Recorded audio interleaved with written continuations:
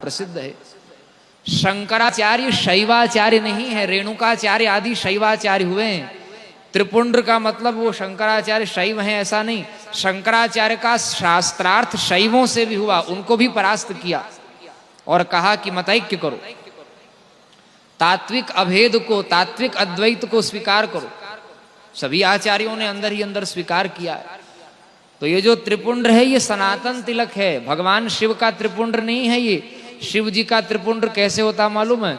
धनुषाकार, यहां से कान के पास से ऊपर उठता है, फिर नीचे आता, फिर ऐसे ऊपर उठता, फिर नीचे जाता।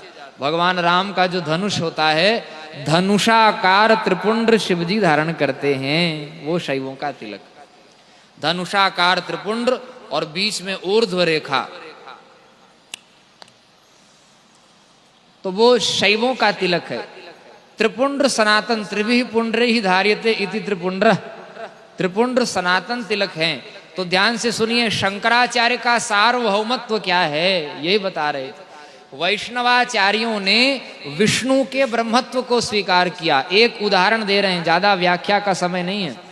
जैसे रामानुजाचार्य जी ने कहा कि हम विष्णु को परब्रह्म मानते हैं, विष्णु लक्ष्मी को, लक्ष्मी विष्णु को।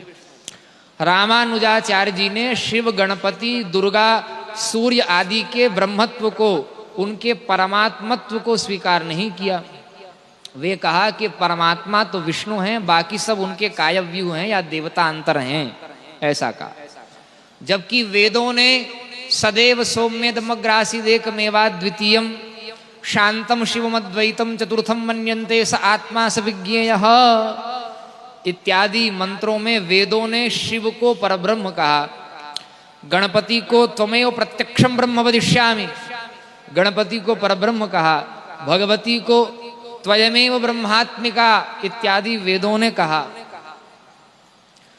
तो जब वेद के विरुद्ध कोई कहने लग जाता है, उस समय उसकी बात नहीं मानी जाती। परमात्मा भी प्रकट होकर वेद के विरुद्ध में बोलेंगे तो परमात्मा की बात को भी प्रमाण नहीं माना जाएगा। बुद्ध के रूप में प्रकट होकर उन्होंने यज्ञ की रक्षा के लिए ही सही, लेकिन यज्ञों की निंदा कर दी। तो वैदिक आचार्यों ने बुद्ध को तो भगवान मानकर प्रणाम किया, लेकिन बुद्ध की बात को नहीं माना। शंकराचार्य ने उनका खंडन कर दिया। तो आस्तिक किसको कहते हैं? जो वेद को मानता है वो आस्तिक, जो वेद को नहीं मानता वो नास्तिक। परमात्मा को मानने से कोई आस्तिक नहीं हो जाएगा। मुसलमान, क्रिश्चियन सब ईश्वर को मानते हैं, लेकिन वेद को नहीं मानते, इसलिए उनको आस्तिक नहीं कहा गया हमारे यहाँ। वेद को मानने वाला आस्तिक। तो वेद ने जब पांचों को ब्रह्म कहा, आदित्यं गणनाथं च देवीं रुद्रं च केशवं पंचदैवतमित्युक्त सर्वकर्मसु पूजयेत, जब वेद ने इन पांचों को ब्रह्म कहा, तो वैष्णवाचार्य, शैवाचार्य, वो अलग अलग आचार्यों ने कहा कि विष्णु ही ब्रह्म है, शिव ही ब्रह्म है, दुर्गा ही ब्रह्म है और गणपति ही ब्रह्म है, सूर्य ही ब्रह्म है। ये बात ठीक है, ये अनन्यता की सिद्धि के लिए। बहुत सूक्ष्म बात बता रहे हैं, ध्यान से सुनिए। टांगे में जो घोड़ा लगा होता है ना, घोड़ा टांगे की गाड़ी होती है, उसमें ऐसे पट्टा लगा देते हैं दोनों तरफ आंख के। क्यों लगा देते हैं? ताकि वो घोड़ा जो है वो सामने देखे, इधर उधर नहीं तो बार बार घोड़ा इधर मुड़ेगा, बार बार लगाम लगाना पड़ेगा, कसना पड़ेगा उसको, फिर मार्ग में लाना पड़ेगा, फिर मार्ग में लाना पड़ेगा।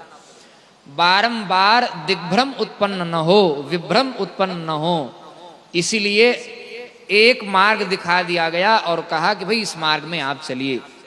इसको कहते हैं अनन्यता की रक्षा के लिए। वेद व्यास जी ने वैष्णव, भागवत पुराण, विष्णु पुराण, नृसिंह पुराण आदि में विष्णु तत्व को परब्रह्म कहा, और देवी आदि पुराणों में देवी तत्व को, शिव आदि पुराणों में शिव को। परब्रह्म तो है ही, जब तात्विक अभेद है तो सब परब्रह्म है।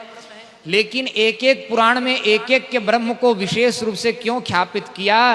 पांचों को ब्रह्म के रूप में मानते हुए भी तत्त देवता के पुराण में उनको सर्वोच्च, बाकी चार को उनका अनुगत बता दिया।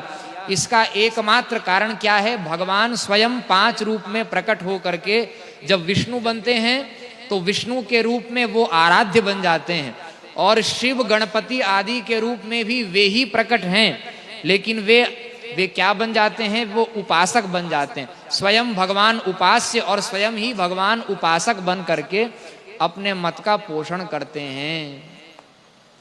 तो अनन्यता की रक्षा के लिए अलग अलग पुराण हैं, अनन्यता की रक्षा के लिए अलग अलग संप्रदाय हैं, लेकिन शंकराचार्य कौन हैं? शंकराचार्य सार्वभौमाचार्य हैं। वो पांचों को परब्रह्म के रूप में जानने, मानने और ख्यापित करने वाले, इसलिए शंकराचार्य सार्वभौम आचार्य हैं। सभी